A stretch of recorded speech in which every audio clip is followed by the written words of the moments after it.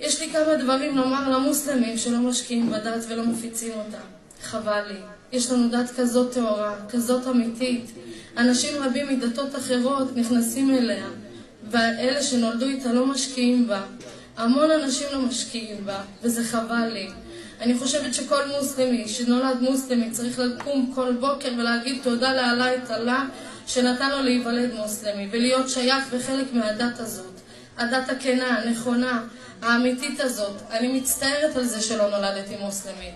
בזבזתי המון שנים בחיי החושך, אבל אלחמדולillah היום אני בחיי האור. בדת שכל האור נמצא וקיים בה.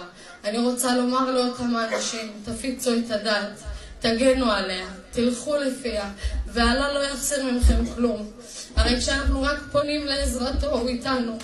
אז למה אתם לא משקיעים את המינימום ומפיצים אותה?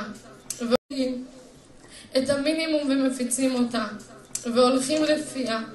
אני מקווה ומבקשת שאינשאללה כל מוסלמי ייתן טיפה מעצמו ויפיץ אותה.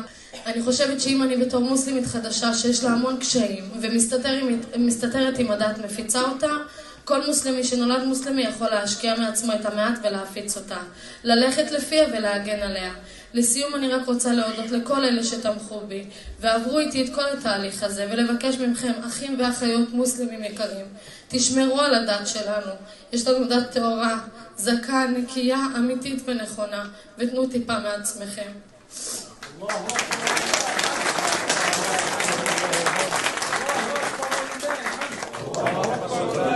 سيدة عائشة الحقيقة كلام مؤثر يعني يخرج من القلب، ويعني إخواننا حقيقة اللي بنسمع هذا الكلام نحن نخجل من أنفسنا حقيقة أمام الله.